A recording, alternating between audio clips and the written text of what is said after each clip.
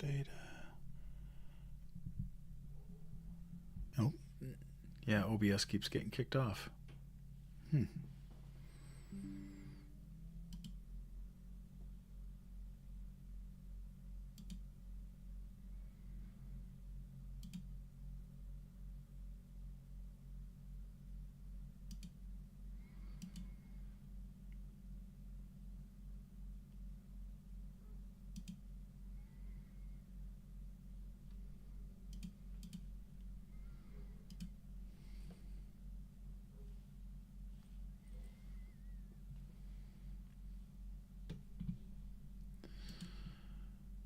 Okay.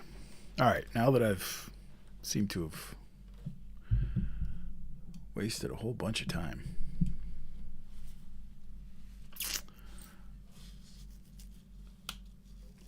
Well, my issue right now is the fact that this morning we had a power outage and it took down my server and everything. And yeah, it's been wonky all day. So, all right.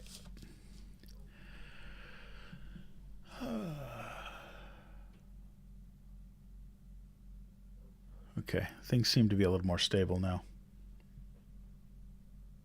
Hey, Sour Duck, how are you? All right. So tonight's story, if I can read it, if I ever get to it, is from an author that we have experienced before, Algernon Blackwood. The last, um, Tessa, I will never be more stable than anybody. Oh, um, well, hello, new follower. I am glad you're here. Welcome. I think you'll. All right. So this story that we're doing tonight, we're going to do one story tonight because it's a little bit longer. Like I said, it's by an author that we have explored before, Algernon Blackwood. The last time we spent time with Algernon Blackwood was when we did The Willows a couple of weeks ago. And that was a great story. So, um, this one is one of those dead of winter, old, frozen Canadian North tales. I have no sweet in this story. Um, and this one, the Wendigo. Now sit back and relax, grab your favorite drink, bundle up, and here we go. 1. A considerable number of hunting parties were out that year without finding so much as a fresh trail. For the moose were uncommonly shy, and the various Nimrods returned to the bosoms of their respective families with the best excuses the facts of their imaginations could suggest. Dr. Cathcart, among others, came back without a trophy, but he brought in the memory of an experience which he declares was worth all the bull moose that had ever been shot. But then Cathcart of Aberdeen was interested in other things besides moose, amongst them the vagaries of the human mind. This particular story, however, found no mention in his book on collective hallucination for the simple reason so he confided for it the simple reason so he confided once to a fellow colleague that he himself played too intimate competent judgment of the affair as a whole. And his guide, Hank Davis, there was young Simpson, his nephew, a divinity student destined for the wee kirk, when on his first visit to Canadian backwoods, and the latter's guide, Joseph Defago, was a French Canuck who had strayed from his native province of Quebec years before and had got caught in Rat Portage when the Canadian Pacific Railway was a building, a man who, in addition to his unparalleled knowledge of woodcraft and bush lore, could also sing the old voyageur songs and tell a capital hunting yarn into the bargain. He was deeply susceptible, moreover, to that singular spell which the wilderness lays upon certain lonely natures, and he loved the wild solitudes with a kind of romantic passion that amounted almost to an obsession. The life of the backwoods fascinated him, whence doubtless his surpassing efficiency in dealing with their mysteries. On this particular expedition he was Hank's choice. Hank knew him and swore by him. He also swore at him, just as a pal might. And since he had a vocabulary of picturesque, if utterly meaningless, oaths, the conversation between the two stalwart and hardy woodsmen was often of a rather lively description.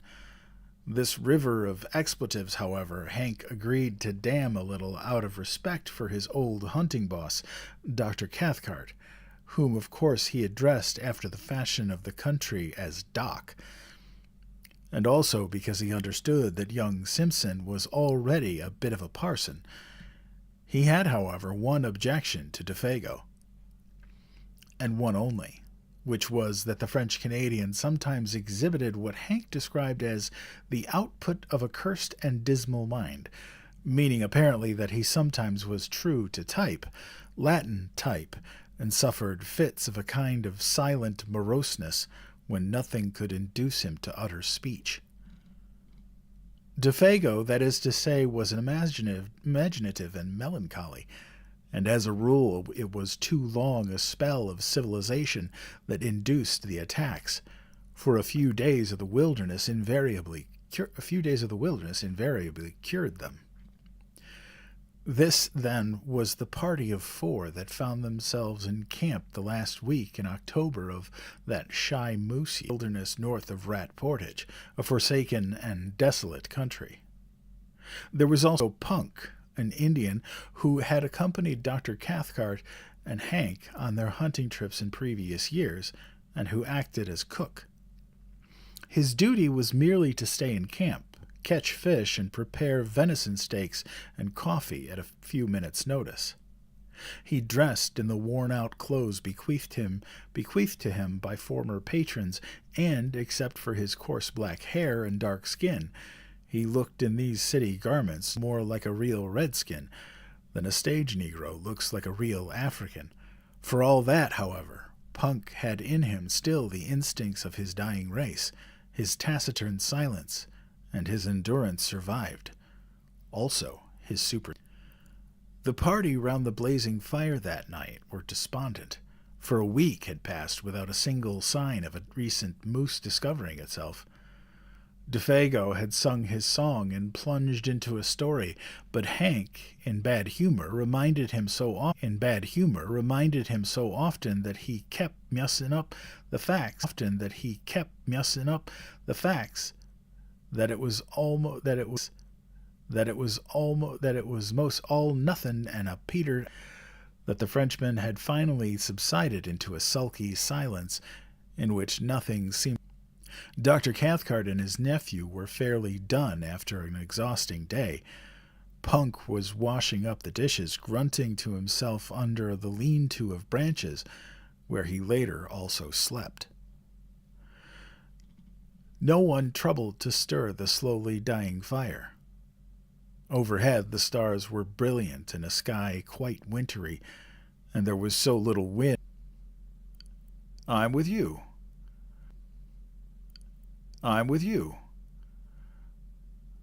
And you, Defago, take Mr. Simpson along on the small chance skip across the lake, portage over into 50 Island water, and take a good squint down there southern shore.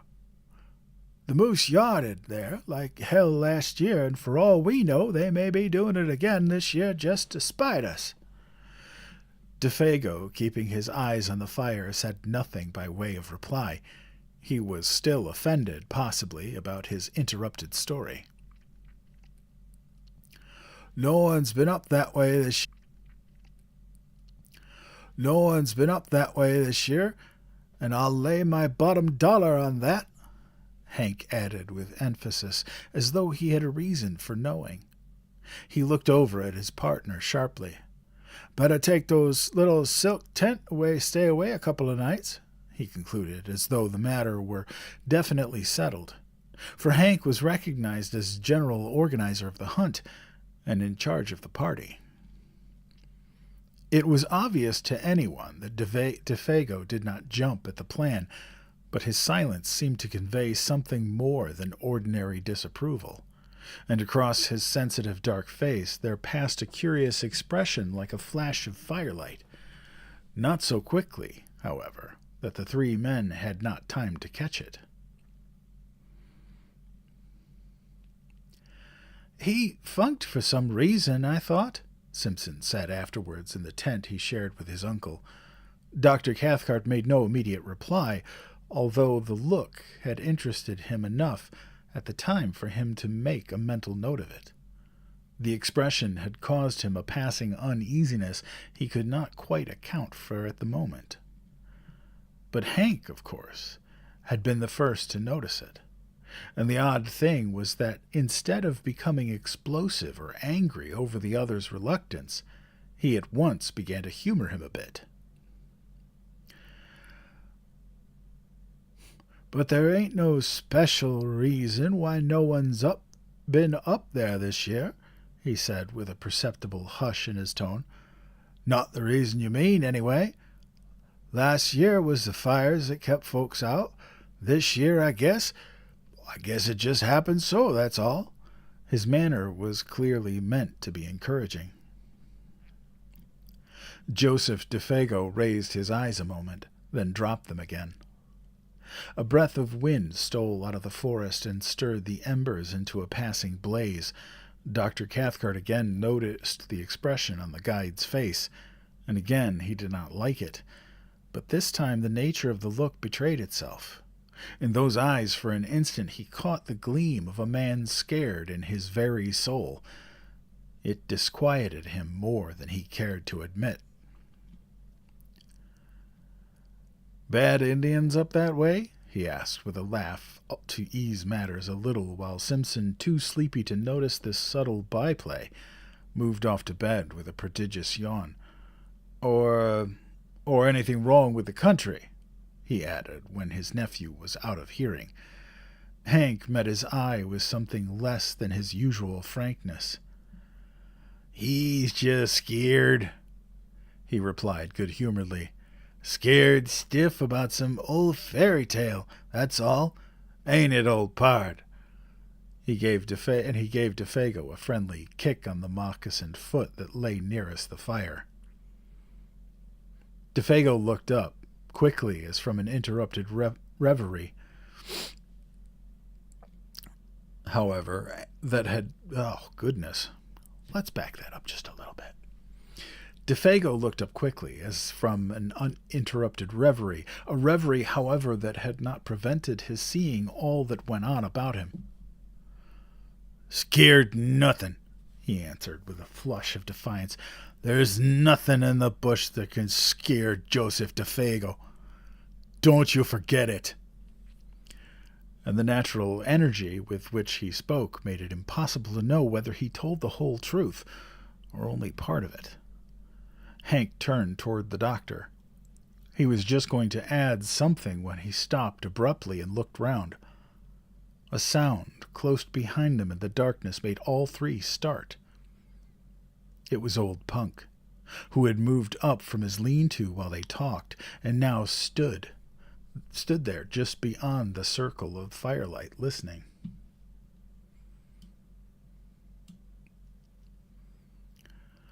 "'Nother time, Doc," Hank whispered with a wink, "when the gallery ain't stepped down into the hills." And springing to his feet, he slapped the Indian on the back and cried noisily, "Come up to the fire and warm your dirty red skin a bit." He dragged him toward the blaze and threw more wood on. "That's a mighty good feed you give us an hour or two back," he continued heartily, as though to set the man's thoughts on another scent. "And it ain't Christian to let you stand out there freezing your old soul to hell while we're getting all good and toasted." Punk moved in and warmed his feet, smiling darkly at the other's volubility, which he only half understood, but saying nothing. And presently Dr. Cathcart, seeing that further conversation was impossible, followed his nephew's example and moved off to the tent, leaving the three men smoking over the now blazing fire. It is not easy to undress in a small tent without waking one's companion, and Cathcart, hardened and warm-blooded as he was in spite of his 50-odd years, did what Hank would have described as considerable of his twilight in the open. He noticed during the process that Punk had meanwhile gone back to his lean-to, and that Hank and DeFago were at it hammer and tongs, or rather hammer and anvil, the little French Canadian being the anvil. It was all very like the conventional stage picture of Western melodrama, the fire lighting up their faces with patches of alternate red and black, DeFago in slouch hat and moccasins in the part of the Badlands villain, Hank open-faced and hatless with that reckless fling of his shoulders, the honest and deceived hero, and old Punk eavesdropping in the background, supplying the atmosphere of mystery. The doctor smiled as he noticed the details, but at the same time something deep within him, he hardly knew what, shrank a little, as though an almost imperceptible breath of warning had touched the surface of his soul, and was gone again before he could seize it. Probably it was traceable to that scared expression he had seen in the eyes of DeFago. Probably for this hint of fugitive emotion otherwise escaped his usually keen analysis. DeFago, he was vaguely aware, might cause trouble somehow. He was not as steady a guide as Hank. For instance, further than that he could not get. He watched the men a moment longer before diving into the stuffy tent where Simpson already slept soundly. Hank, he saw, was swearing like a mad African in a New York, we're going to skip that word, saloon. But it was the swearing of affection. The ridiculous oaths flew freely now that the cause of their obstruction was asleep. Presently he put his arm almost tenderly upon his comrade's shoulder, and they moved off together into the shadows where their tent stood faintly glimmering. Punk, too, a moment later followed their example and disappeared between his odorous blankets in the opposite direction. Dr. Cathcart then likewise turned in, weariness and sleep still fighting in his mind with an obscure curiosity to know what it was that had scared DeFago about the country 50-island waterway, wondering, too, why Punk's presence had prevented the completion of what Hank had to say. Then sleep overtook him. He would know tomorrow. Hank would tell him the story while they trudged after the elusive moose. Deep silence fell about the little camp, planted there so audaciously in the jaws of the wilderness. The lake gleamed like a sheet of black glass beneath the stars. The cold air pricked. In the draughts of night that poured their silent tide from the depths of the forest, with messages from distant ridges and from lakes from just beginning to freeze, there lay already the faint, bleak odors of coming winter. White men with their dull scent might never have divined them. The fragrance of the wood fire would have concealed from them these almost electrical hints of moss and bark and hardening swamp 100 miles away. Even Hank and DeFago, subtly in league with the soul of the woods as they were, would probably have spread their delicate nostrils in vain. But an hour later, when all slept like the dead, old Punk crept from his blankets and went down to the shore of the lake like a shadow. Silently, as only Indian blood can move, he raised his head and looked about him. The thick darkness rendered sight of small avail, but like the animals, he possessed other senses that darkness could not mute. He listened, then sniffed the air. Motionless as a hemlock stem, he stood there. After 5 minutes, again he lifted his head and sniffled, and yet once again a tingling of the wonderful nerves that betrayed itself by no outer sign ran through him as he tasted the keen air. Then, merging his figure into the surrounding blackness in a way that only wild men and animals understand, he turned, still moving like a shadow, and went stealthily back to his lean-to and his bed. And soon after he slept. The change of wind he had divined stirred gently the reflection of the stars within the lake, rising among the far edges of the country beyond 50 Island Water. It came from the direction in which he had started, which he had stared, and it passed over the sleeping camp with a faint and sighing murmur through the tops of the big trees that was almost too delicate to be audible.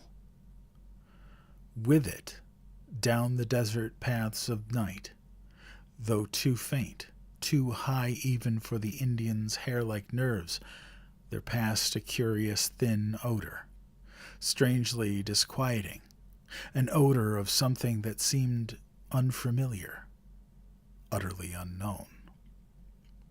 The French-Canadian and the man of Indian blood each stirred uneasily in his sleep just about this time, though neither of them woke.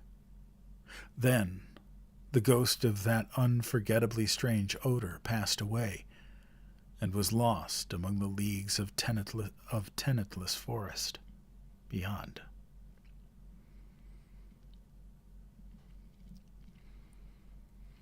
Whew. All right, then.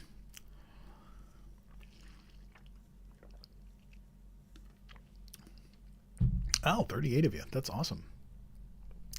Well, I am so glad that you guys are here with me tonight and stuck with me through the little bit of technical difficulties we had. For those of you that are new here, I do 2 lives a week. Yes, wata. Anyway, I do this 2 nights a week, Wednesdays and Sundays. Sundays is Sunday night bedtime stories, and those are family-friendly stories that I do 2 hours on a Sunday night usually. Currently, we're reading The Borrowers by Mary Norton. And after that, I have planned to read Mrs. Frisbee and the Rats of Nim. My Wednesday night lives, as you can tell, are a bit of a darker tone. Stories dealing with horror and science fiction and fantasy, stuff that's not really family friendly, though not, inappropriate, but just not family friendly. On my channel, I am a professional voice actor and audiobook narrator. I also do commercial narration, things like that. I am really enjoying doing these lives where I come in and read you guys a story or two. And I've been unemployed since last July, and these lives that I do have been kind of a lifesaver for me. I really have enjoyed doing them, and even when I don't want to do them, when I do them, I end up liking doing them. So they've been a fun thing. Probably next week I will be introducing some new things, one of which will be subscriptions that will help me keep the lights on, and will also help me purchase the ebooks that I need to do these lives, and also just support me in general so I can pay my bills. I'm not going to do anything crazy. I'm just going with the lowest tier that TikTok allows, and there will be some cool things. Hey, Katie, welcome in. There will be some neat little perks. I'm actually working on some cool stickers. Tessa has seen them, and I think they're pretty cool. Stickers for use by anyone who subscribes. You can use them in chat and stuff like that. They'll be really fun. I'm also looking at putting up some things like to buy actual physical stickers and things like that. Yes, Tessa has seen them. Don't be jealous, Chaka. Don't be jealous. Uh, but yeah. And I really, like I always say, I really appreciate you choosing to come in here and spend a couple of hours with me on your Wednesday or Sunday night and just relax and listen to a story. I do, Sandy, I do these every Wednesday, so you are welcome always. I don't know if this is your first time here, but it's really wonderful to have everybody here. It's really building a community. One of my favorite things is watching the chat go back and forth and realizing that you guys aren't talking to me, you're talking to each other, which is really wonderful. So I'm going to continue on with the story. I will take another sip of water.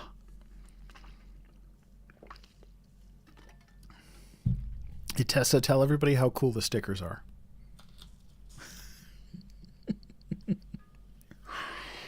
All right. 2. In the morning, the camp was astir before the sun. There had been a light fall of snow during the night, and the air was sharp. Punk had done his duty betimes, for the odors of coffee and fried bacon reached every tent. Oh man, I want bacon. Who else wants bacon? All were in good spirits. "Wind shifted," cried Hank, vigorously watching Simpson and his guide already loading the small canoe. "It's across the lake dead right for you fellers, and the snow'll make bully trails. If there's any moose mussing around up there, they'll not get so much as a tail-end scent of you with the wind as it is. Good luck, Monsieur de Fago," he added, facetiously giving the name its French pronunciation for once. "Bonne chance." I took French in high school, and I vaguely remember how to pronounce things. DeFago returned the good wishes, apparently in the best of spirits, the silent mood gone. Before 8 o'clock, old Punk had the camp to himself. Cathcart and Hank were far along the trail that led westwards, while the canoe that carried DeFago and Simpson, with silk tent and grub for 2 days, was already a dark speck bobbing on the bosom of the lake, going due east. The wintry sharpness of the air was tempered now by a sun that topped the wooded ridges and blazed with a luxurious warmth upon the world of lake and forest below. Loons flew skimming through the sparkling spray that the wind lifted. Divers shook their dripping heads to the sun and popped smartly out of sight again. As far as eye could reach rose the leagues of endless crowding bush, desolate in its lonely sweep and grandeur, untrodden by foot of man, and stretching its mighty and unbroken carpet right up to the frozen shores of Hudson Bay. Simpson, who saw it all for the first time as he paddled hard in the bows of the dancing canoe, was enchanted by its austere beauty. His heart drank in the sense of freedom and great spaces just as his lungs drank in the cool and perfumed wind. Behind him in the stern seat, singing fragments of his native shanties, DeFago steered the craft of birch bark like a thing of life, answering cheerfully all his companions' questions. Both were gay and light-hearted. On such occasions, men lose the superficial, worldly distinctions. They become human beings working together for a common end. Simpson, the employer, and DeFago, the employed, among these primitive forces were simply two men, the guider and the guided. Superior knowledge, of course, assumed control, and the younger man fell without a second thought into the quasi-subordinate position. He never dreamed of objecting when DeFago dropped the Mr. and addressed him as, say, Simpson or Simpson Boss, which was invariably the case before they reached the farther shore after a stiff paddle of 12 miles against a headwind. He only laughed and liked it, then ceased to notice at all. For this divinity student was a young man of parts and character, though as yet, of course, untraveled, and on this trip, the first time he had seen any country but his own, and little Switzerland, the huge scale of things somewhat bewildered him. It was one thing, he realized, to fear about primeval forests, but quite another to see them. While to dwell in them and seek acquaintance with their wildlife was again an initiation that no intelligent man could undergo without a certain shifting of personal values hitherto held for permanent and sacred.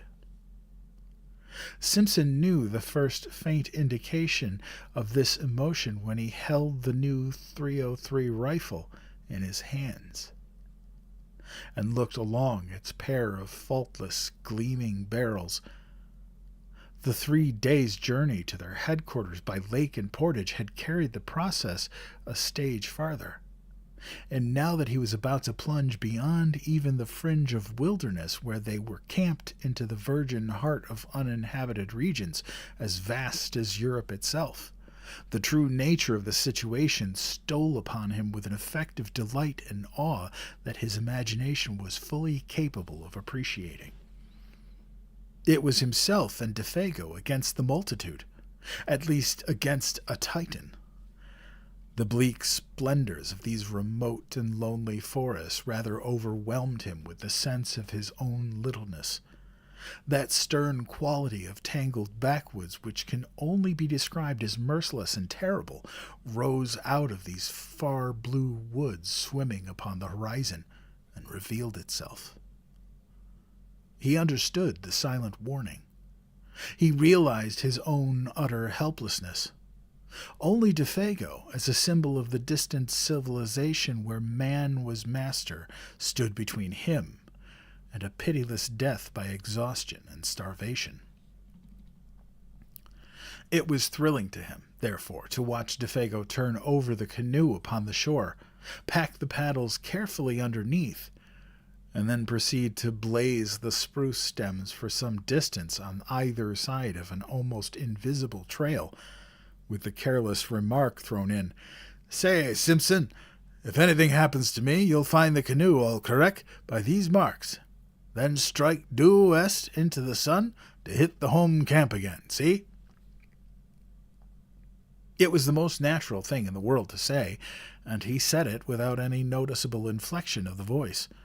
Only it happened to express the youth's emotions at the moment with an utterance that was symbolic of the situation and his own helplessness as a factor in it.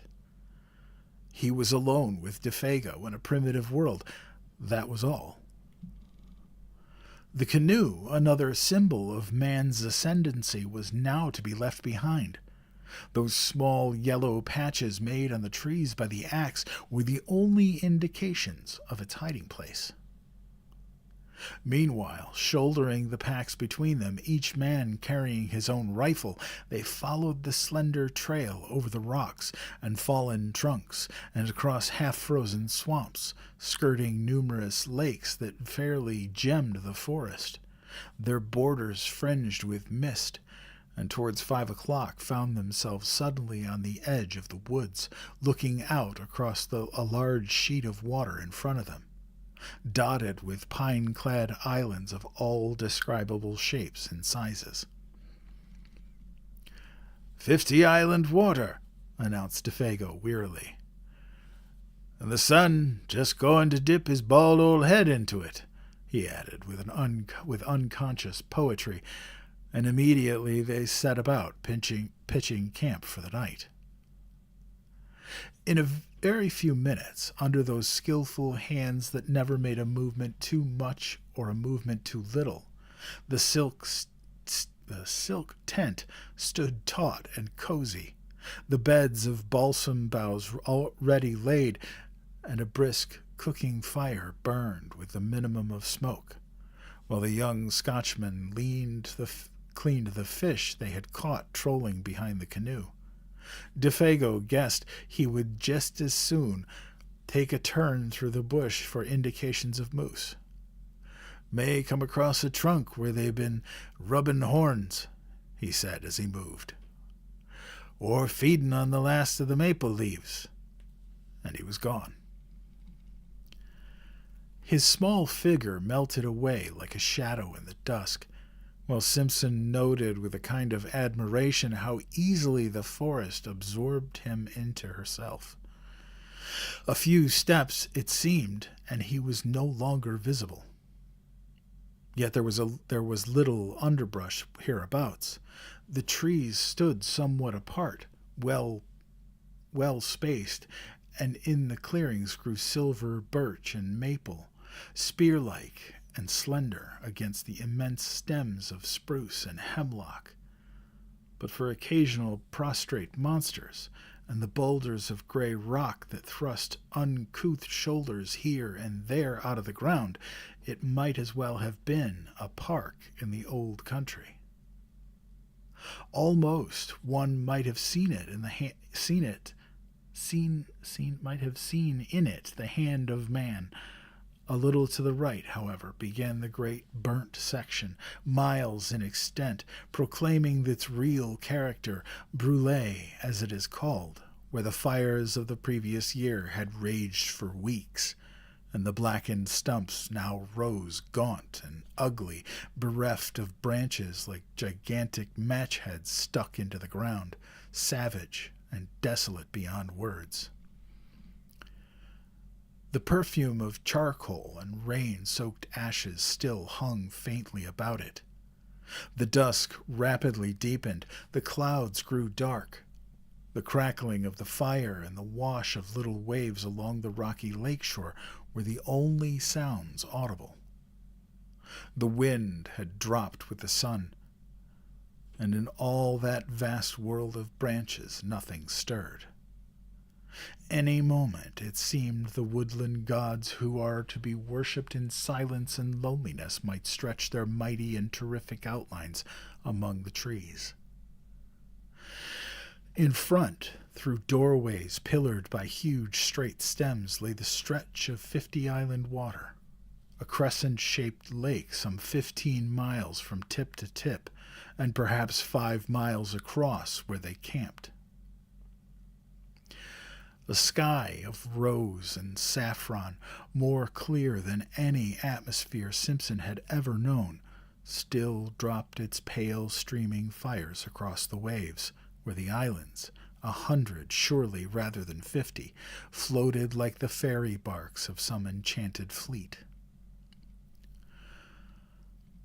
Fringed with pines whose crests fingered most delicately the sky, they almost seemed to move upwards as the light faded, about to weigh anchor and navigate the pathways of the heavens instead of the currents of their native and desolate lake. And strips of colored cloud, like flaunting pennons, signaled their departure to the stars. The beauty of the scene was strangely uplifting. Simpson smoked the fish and burnt his fingers into the bargain in his efforts to enjoy it at the same time tend the frying pan in the fire. Yet ever at the back of his thoughts lay that other aspect of the wilderness, the indifference to human life, the merciless spirit of desolation which took no note of man. The sense of his utter loneliness, now that even Defago was gone, came close as he looked about him and listened for the sound of his companion's returning footsteps. There was pleasure in the sensation, yet with it perfectly comprehensible. There was pleasure in the sensation, yet with it a perfectly comprehensible alarm, and instinctively the thought stirred in him. What should I do? Could I do if anything happened and he did not come back? They enjoyed their well-earned supper, eating untold quantities of fish and drinking unmilked tea strong enough to kill men who had not covered 30 miles of hard going, eating little on the way. And when it was over, they smoked and told stories round the blazing fire, laughing, stretching weary limbs, and discussing plans for the morrow.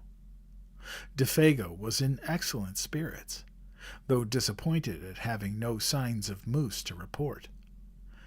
But it was dark, and he had not gone far. The brûlée, too, was bad. His clothes and hands were smeared with charcoal. Simpson, watching him, realized with renewed vividness their position, alone together in the woods. "Defago," he said presently, "these woods, you know, are a bit too big to feel quite at home in, to feel comfortable in, I mean, eh?" He merely gave expression to the mood of the moment. He was hardly prepared for the earnestness, the solemnity even, of which the guide took him up. "You've hit it right, Simpson boss," he replied, fixing his searching brown eyes on his face. "That's the truth, sure. There's no end to 'em, no end at all." Then he added in a lowered tone, as if to himself, "There's lots found out that, and gone plumb to pieces." But the man's gravity of manner was not quite to the other's liking. It was a little too suggestive for this scenery and setting. He was sorry he had broached the subject. He remembered suddenly how his uncle had told him that men were sometimes stricken with a strange fever of the wilderness, when the seduction of the uninhabited wastes caught them so fiercely that they went forth, half fascinated, half deluded, to their death. And he had a shrewd idea that his companion held something in sympathy with that queer type. He led the conversation on to other topics, on to Hank and the doctor, for instance, and their natural rivalry as who should get the first sight of moose. "If they went due west," observed Defago carelessly, "there's 60 miles between us now, with old Punkett halfway house eatin' himself full to bustin' with fish and coffee." They laughed together over the picture. But the casual mention of those 60 miles again made Simpson realize the prodigious scale of this land where they hunted. 60 miles was a mere step, 200 little more than a step. Stories of lost hunters rose persistently before his memory, the passion and mystery of homeless and wandering men seduced by the beauty of great forests, swept his soul in a way too vivid to be quite pleasant. He wondered vaguely whether it was the mood of his companion that invited the unwelcome suggestion with such persistence. "Sing us a song, Defago, if you're not too tired," he asked. "One of those old voyageur songs you sang the other night." He handed his tobacco pouch to the guide and then filled his own pipe, while Canadian, nothing loth, sent his light voice across the lake in one of those plaintive, almost melancholy shanties with which lumbermen and trappers lessen the burden of their labor. There was an appealing and romantic flavor about it, something that recalled the atmosphere of the old pioneer days when Indians and wilderness were leagued together, battles frequent, and the old country farther off than it is today. The sound traveled pleasantly over the water, but the forest at their backs seemed to swallow it down with a single gulp that permitted neither echo nor resonance. It was in the middle of the third verse that Simpson noticed something unusual, something that brought his thoughts back with a rush from faraway scenes. A curious change had come into the man's voice. Even before he knew what it was, uneasiness caught him, and looking up quickly, he saw that Defago, though still singing, was peering about him into the bush as though he heard or saw something. His voice grew fainter, dropped to a hush, then ceased altogether. In the same instant, with a movement amazingly alert, he started to his feet and stood upright, sniffing the air. Like a dog scenting game, he drew the air into his nostrils in short, sharp breaths, turning quickly as he did so in all directions, and finally pointing down the lakeshore eastwards. It was a performance unpleasantly suggestive, at the same time singularly dramatic. Simpson's heart fluttered disagreeably as he watched it.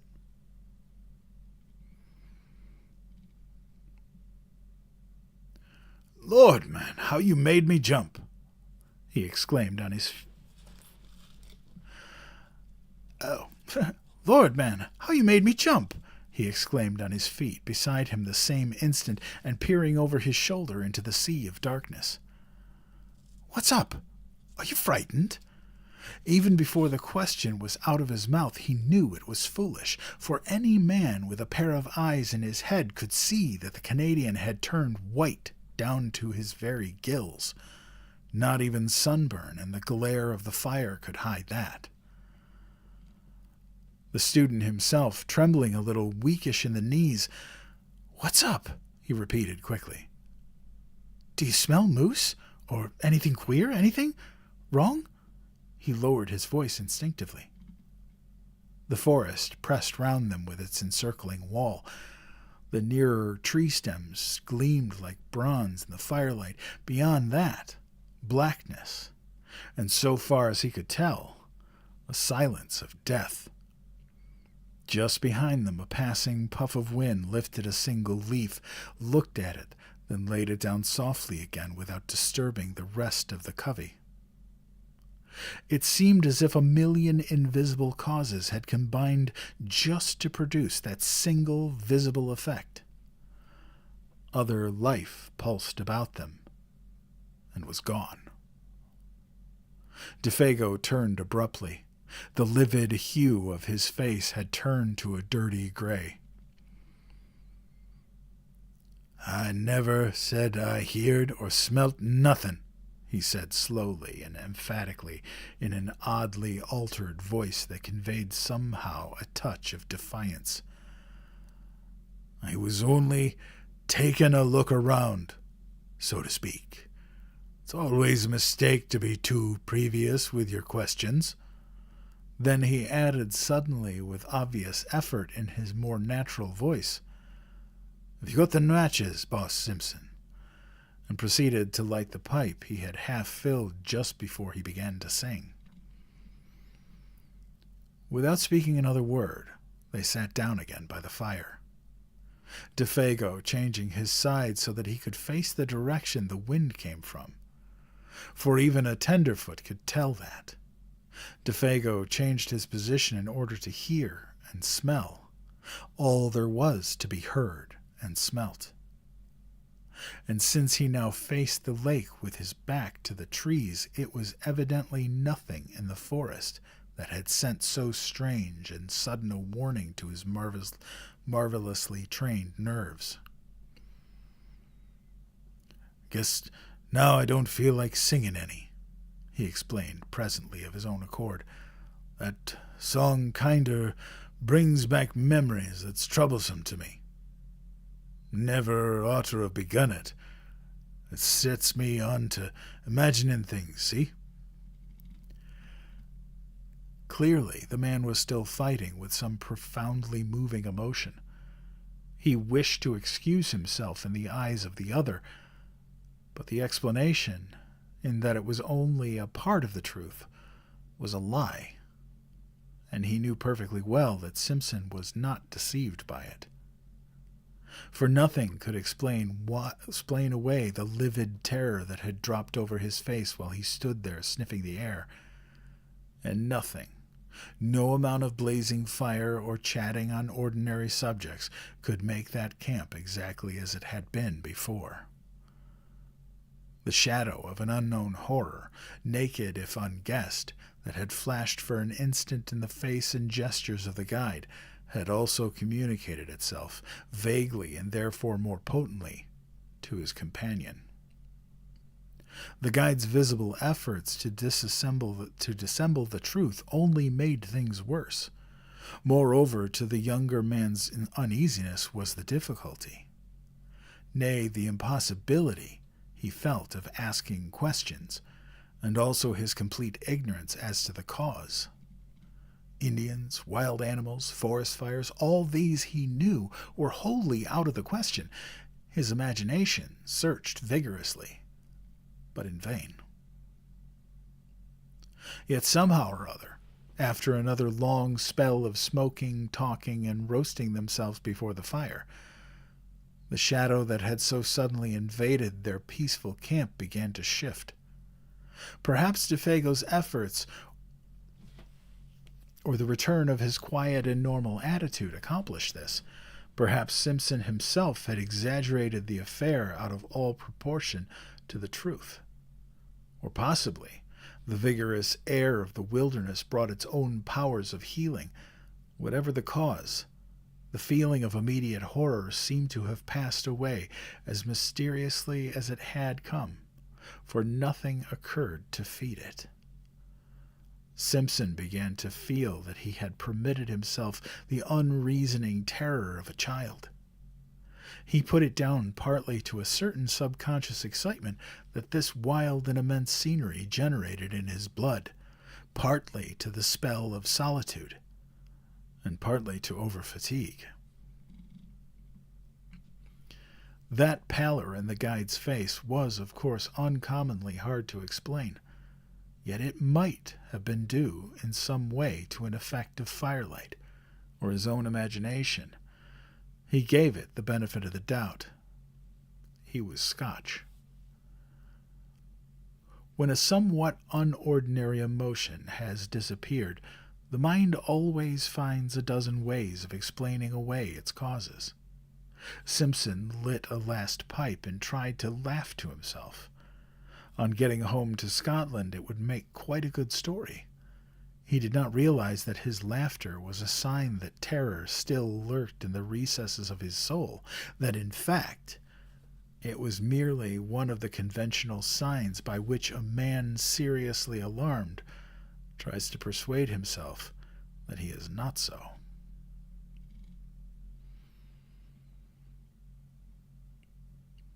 Defago, however, heard that low laughter and looked up with surprise on his face. The two men stood side by side, kicking the embers about before going to bed. It was 10 o'clock, an hour late for hunters to be still awake. "What's tickling yer?" he asked in his ordinary tone, yet gravely. I was thinking of our little toy woods at home, just at the moment," stammered Simpson, coming back to what really dominated his mind, and startled by the question. "And comparing them to all this," and he swept his arm round to indicate the bush. A pause followed in which neither of them said anything.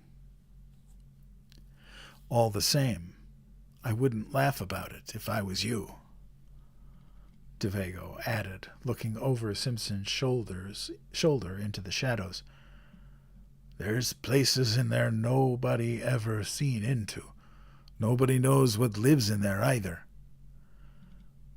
"Too big? Too far off?" The suggestion in the guide's manner was immense and horrible. Defago nodded. The expression on his face was dark. He, too, felt uneasy. The younger man understood that in a hinterland of this size there might well be depths of wood that would never in the life of the world be known or trodden. The thought was not exactly the sort he welcomed. In a loud voice, cheerfully, he suggested that it was time for bed.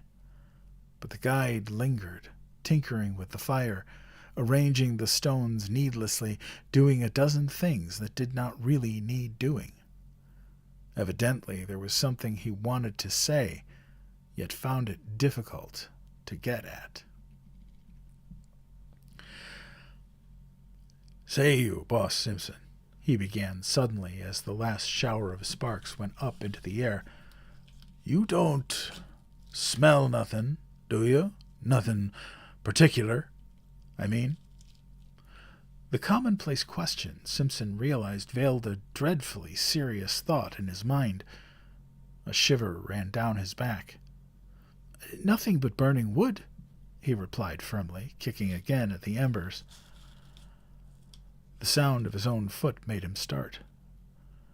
"And all the evening you ain't smelt nothing," persisted the guide, peering at him through the gloom. "Nothing extraordinary and different, anything else you ever smelt before?" No, man, nothing at all," he replied, aggressively, half angrily. DeFago's face cleared. "That's good," he exclaimed with evident relief. "That's good to hear." "Have you?" asked Simpson sharply, the same instant regretted the question. The Canadian came closer in the darkness. He shook his head. "I guess not," he said, though without overwhelming conviction. "It must have been just that song of mine that did it. It's the song they sing in lumber camps and God-forsaken places like that.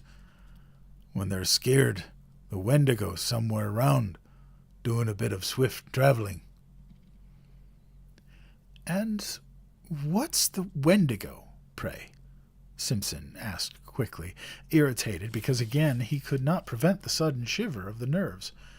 He knew that he was close upon the man's terror and the cause of it. Yet a rushing, passionate curiosity overcame his better judgment and his fear. DeFago turned swiftly and looked at him, as though he were suddenly about to shriek.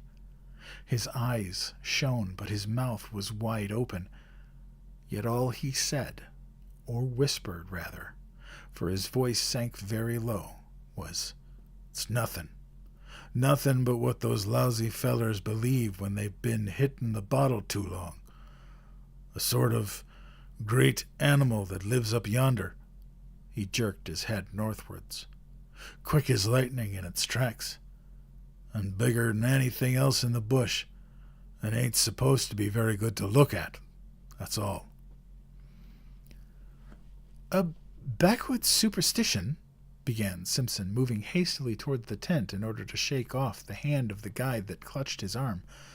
Come, hurry up for God's sake, and get the lantern going. It's time we were in bed and asleep if we're going to be up with the sun tomorrow." The guide was close on his heels. "I'm coming," he answered out of the darkness. "I'm coming."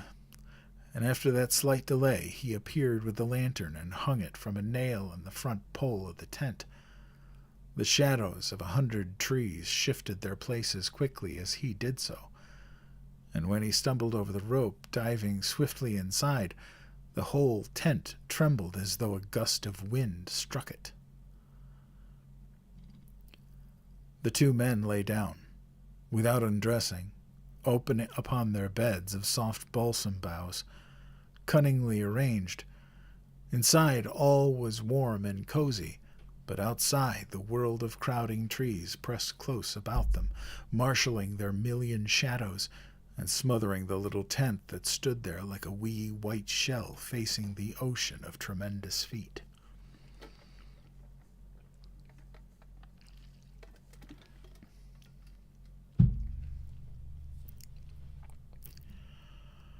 Between the two lonely figures within, however, there pressed another shadow that was not a shadow from the night. It was the shadow cast by the strange fear, never wholly exorcised, that had leaped suddenly upon DeFago in the middle of his singing.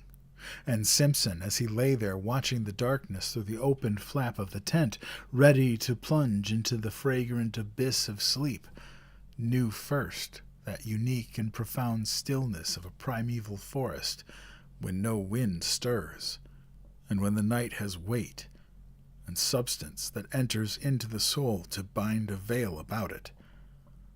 Then sleep took him.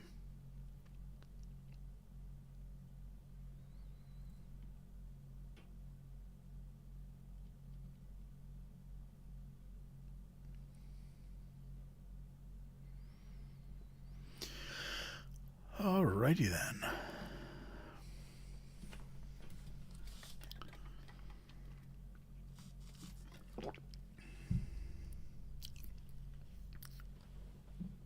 And the tale continues. Hope everybody's doing well and enjoying the story. Froze? We good? Okay. Yeah, something's funky. I think the camera, whatever. I don't know. But, alright, cool.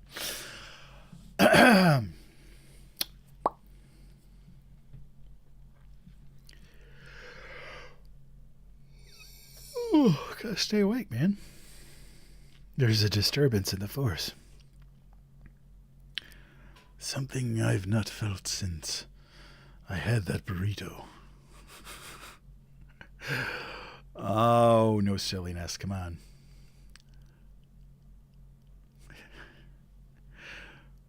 Three. Thus it seemed to him at last. Yet it was true that the lap of the water just beyond the tent door still beat time with his lessening pulses when he realized that he was lying with his eyes open, and that another sound had recently introduced itself with cunning softness between the splash and the murmur of the little waves. And long before he understood what this sound was, it had stirred in him the centers of pity and alarm. He listened intently, though at first in vain, for the running blood beat all its drums too noisily in his ears. Did it come, he wondered, from the lake or from the woods? Then, suddenly, with a rush and a flutter of the heart, he knew that it was close beside him in the tent. And when he turned over for a better hearing, it focused itself unmistakably not 2 feet away. It was a sound of weeping.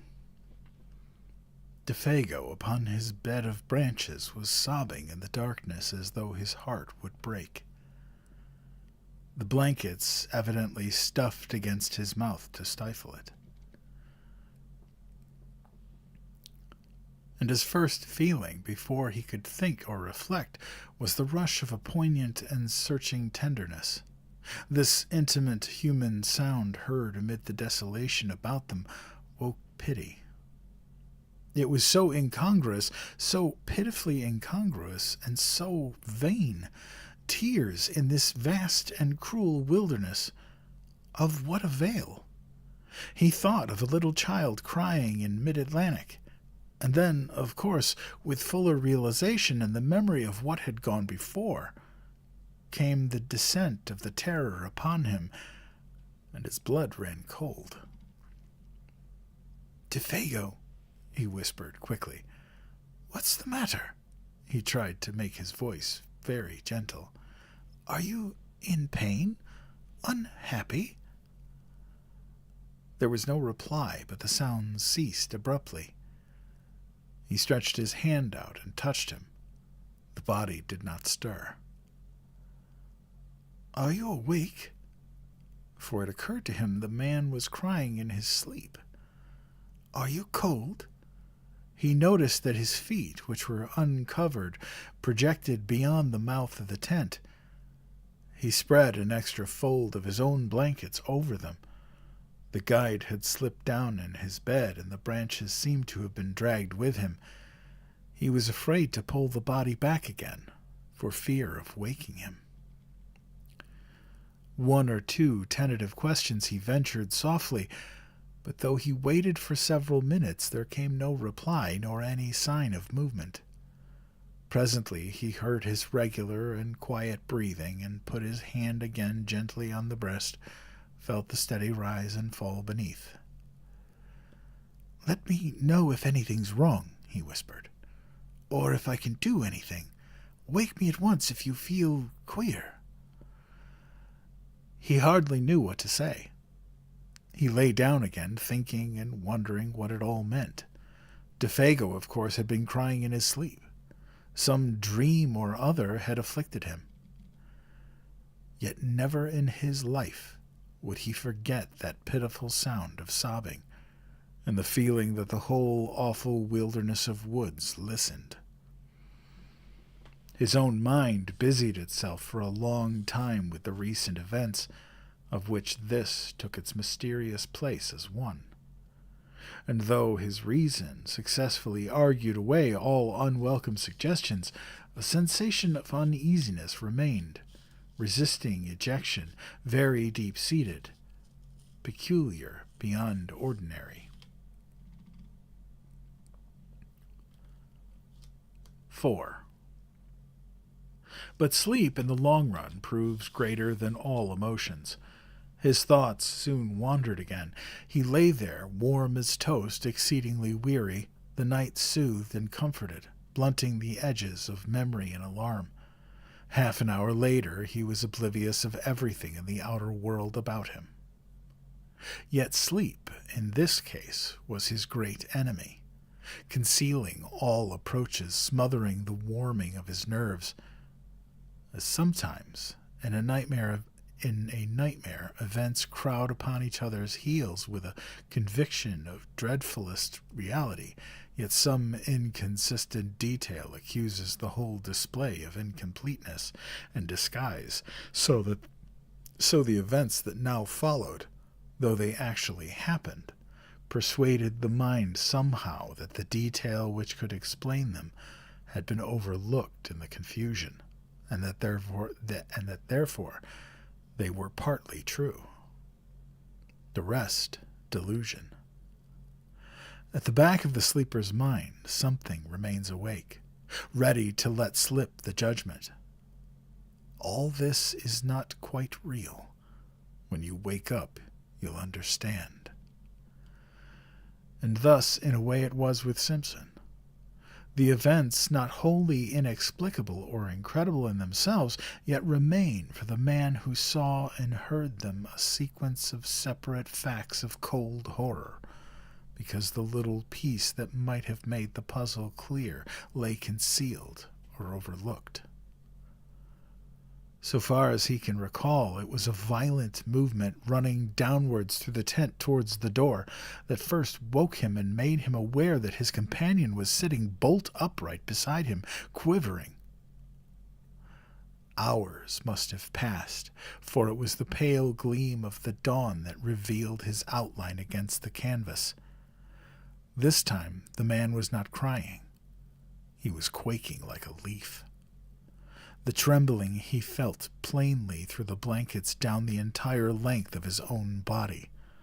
DeFago had huddled down against him for protection, shrinking away from something that apparently concealed itself near the door flaps of the little tent. Simpson thereupon called out in a loud voice some question or other in the first bewilderment of waking, he does not remember exactly what. And the man made no reply. The atmosphere and feeling of true nightmare lay horribly about him, making movement and speech both difficult. At first, indeed, he was not sure where he was, whether in one of the other earlier camps, or at home in his bed in Aberdeen. The sense of confusion was very troubling. And next, almost simultaneous with his waking, it seemed, the profound stillness of the dawn outside was shattered by a most uncommon sound. It came without warning, or audible approach. It was unspeakably dreadful. It was a voice. Simpson declares possibly a human voice, hoarse, yet plaintive.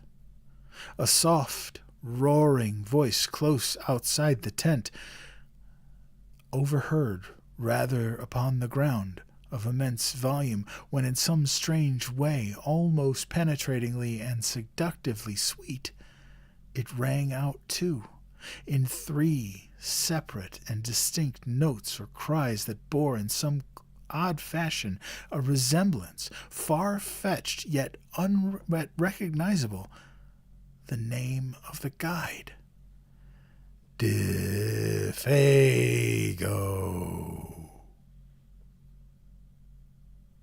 The student admits he is unable to describe it quite intelligently, for it was unlike any sound he had ever heard in his life, and combined a blending of such contrary qualities, a sort of windy, crying voice, he calls it, as if something lonely and untamed, wild and of abominable power. And even before it ceased, dropping back into the great gulfs of silence, the guide beside him had sprung to his feet with an answering, though unintelligible, cry.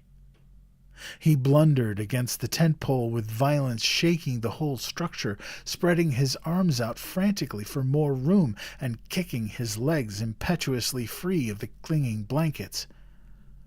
For a second, perhaps two, he stood upright by the door, his outline dark against the pallor of the dawn. Then, with a furious rushing speed, before his companion could move a hand to stop him, he shot with a plunge through the flaps of the canvas and was gone. And as he went, so astonishingly fast that the voice could actually be heard dying in the distance, he called aloud in tones of anguished terror that at the same time held something strangely like the frenzied exultation of delight. "Oh, oh, my feet of fire, my burning feet of fire! Oh, oh, this height and fiery speed!" And then the distance quickly buried it, and the deep silence of very early morning descended upon the forest as before. It had all come about with such rapidity that, but for the evidence of the empty bed beside him, Simpson could almost have believed it to have been the memory of a nightmare carried over from sleep. He still felt the warm pressure of that vanished body against his side. There lay the twisted blankets in a heap. The very tent yet trembled with the vehemence of the impetuous departure. The strange words rang in his ears as though he still heard them in the distance, a wild language of suddenly stricken mind. It was not only the senses of sight and hearing that reported uncommon things to his brain, for even while the man cried and ran, he had become aware that a strange perfume, faint yet pungent, pervaded the interior of the tent.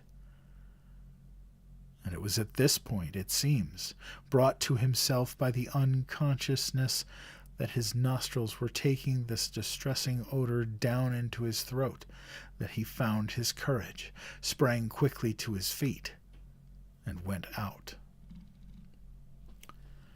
The gray light of dawn that dropped cold and glimmering between the trees revealed the scene tolerably well. There stood the tent behind him, soaked with dew, the dark ashes of the fire still warm, the lake white beneath a coating of mist, the islands rising darkly out of it like objects packed in wool, and patches of snow beyond among the clearer spaces of the bush. Everything cold, still, waiting for the sun. But nowhere a sign of the vanished guide, still, doubtless flying at a frantic speed through the frozen woods. There was not even the sound of disappearing footsteps, nor the echoes of the dying voice. He had gone, utterly.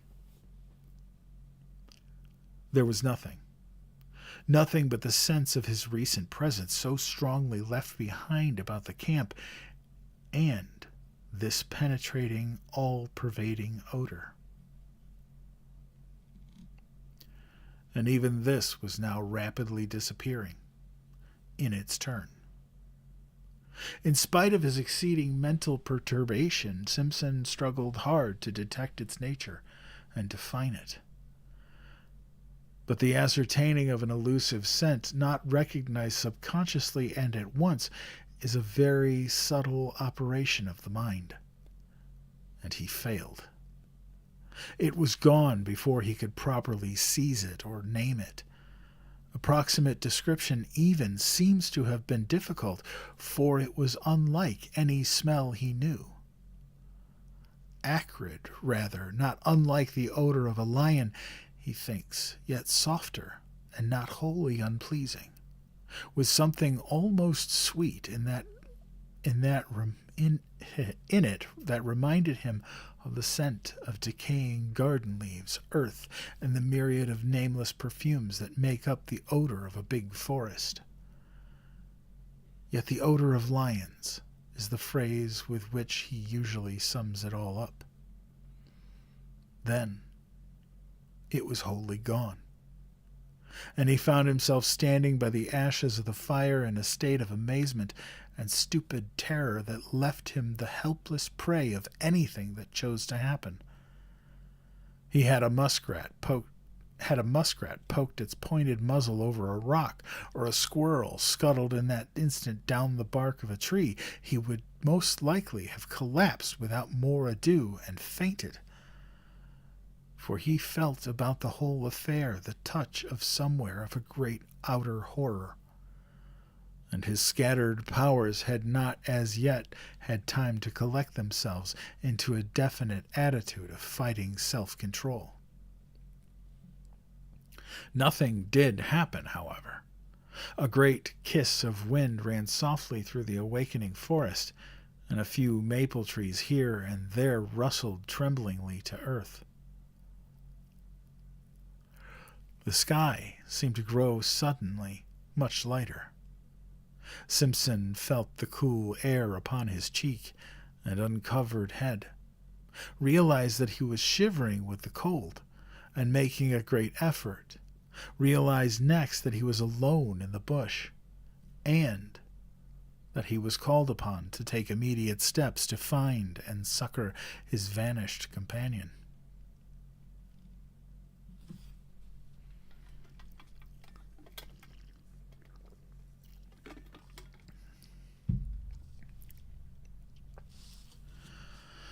Make an effort accordingly he did, though an ill-calculated and futile one.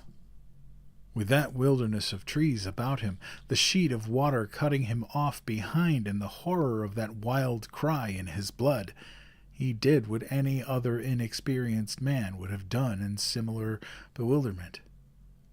He ran about without any sense of direction, like a frantic child, and called loudly without ceasing the name of the guide. "Defago! Defago! Defago!" he yelled, and the trees gave him back the name as often as he shouted, only a little softened. He followed the trail that lay a short distance across the patches of snow, and then lost it again, where the trees grew too thickly for snow to lie. He shouted till he was hoarse, and till the sound of his own voice in all that unanswering and listening world began to frighten him. His confusion increased in direct ratio to the violence of his efforts. His distress became formidably acute, till at length his exertions defeated their own object, and from sheer exhaustion he headed back to the camp again. It remains a wonder that he ever found his way. It was with great difficulty, and only after numberless false clues, that he last saw the white tent between the trees, and so reached safety. Exhaustion then applied its own remedy, and he grew calmer. He made the fire and breakfasted. Hot coffee and bacon put a little sense and judgment into him again, and he realized that he had been behaving like a boy.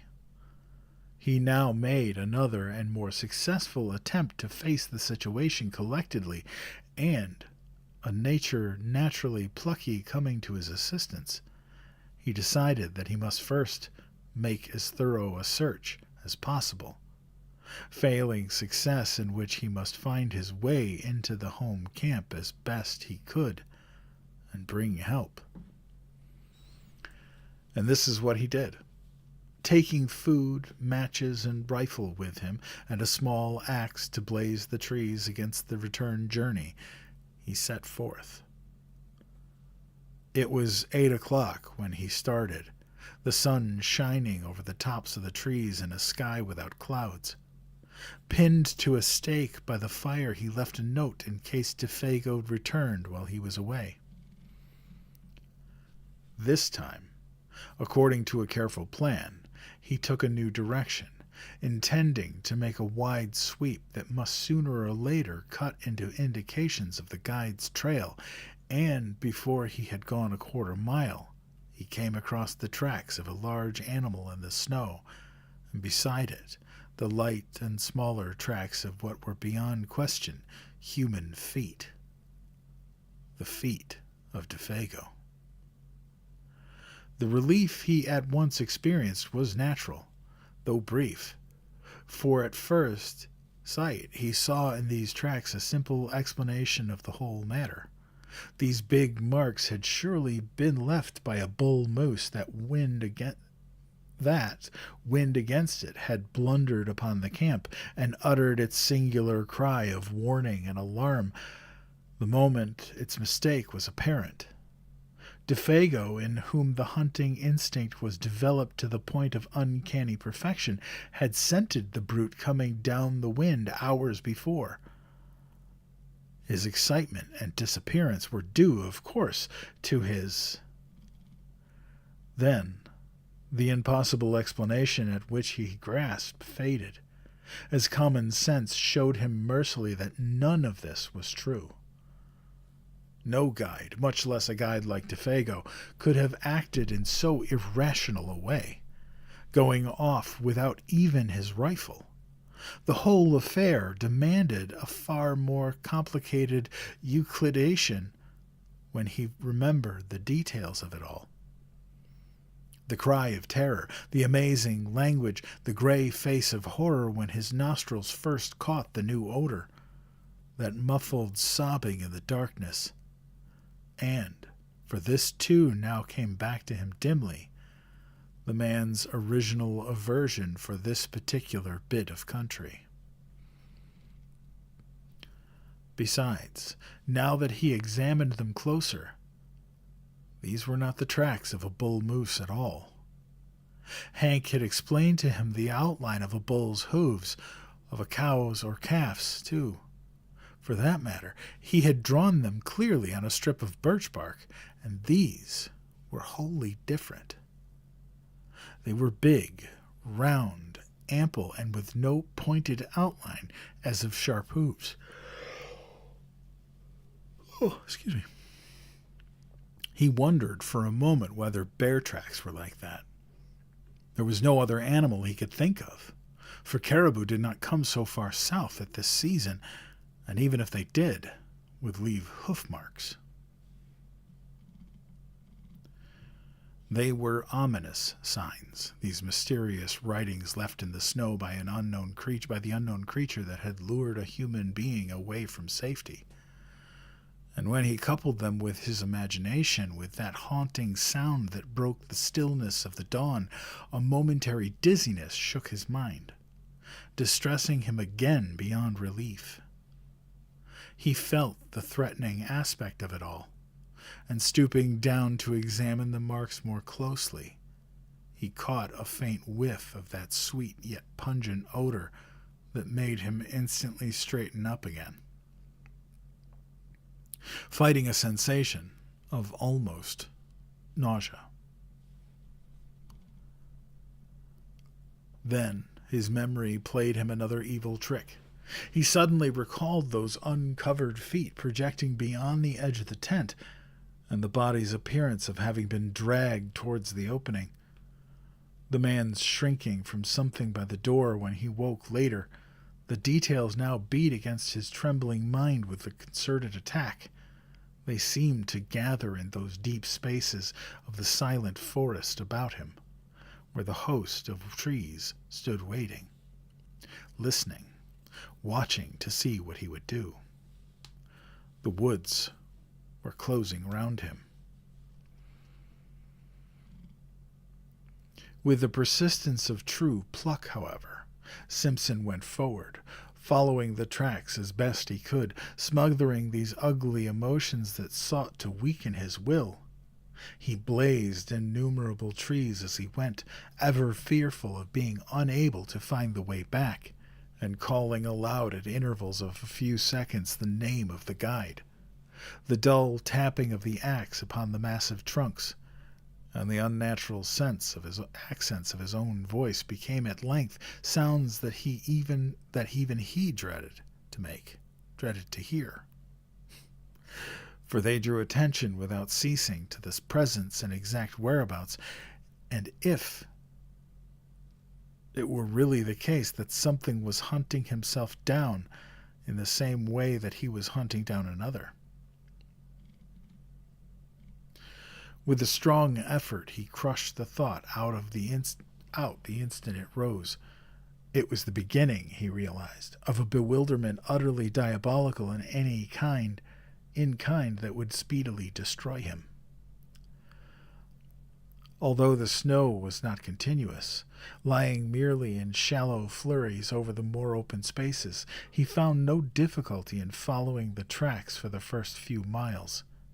They went straight as a ruled line wherever the trees permitted. The strides soon began to increase in length till it finally assumed proportions that seemed absolutely impossible for any ordinary animal to have made.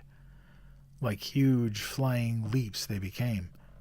One of these he measured, and though he knew that stretch of 18 feet must be somehow wrong, he was at a complete loss to understand why he found no signs on the snow between the extreme points. But what perplexed him even more, making him feel his vision had gone utterly awry, was that Defago's stride increased in the same manner and finally covered the same incredible distances. It looked as if the great beast had lifted him with it and carried him across these astonishing intervals. Simpson, who was much longer in the limb, found that he could not compass even half the stretch by taking a running jump. And the sight of these huge tracks running side by side, silent evidence of a dreadful journey in which terror or madness had urged to impossible results, was profoundly moving. It shocked him in the secret depths of his soul. It was the most horrible thing his eyes had ever looked upon. He began to follow them mechanically, absent-mindedly, almost ever piercing over his shoulder to see if he, too, were being followed by something with a gigantic tread. And soon it came about that he no longer quite realized that it was what it was they signified. These impressions left upon the snow by something nameless and untamed, always accompanied by the footmarks of the little French-Canadian, his guide, his comrade, the man who had shared his tent a few hours before, chatting, laughing, even singing by his side.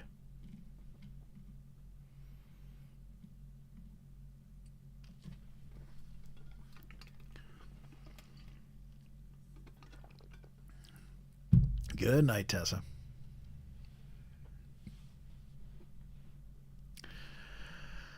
All right. So I got to learn to calculate these a little better. I am 50% through the book, about the novel, apparently. So I am, and my voice is starting to get a little rough. So I am going to call it a little early tonight.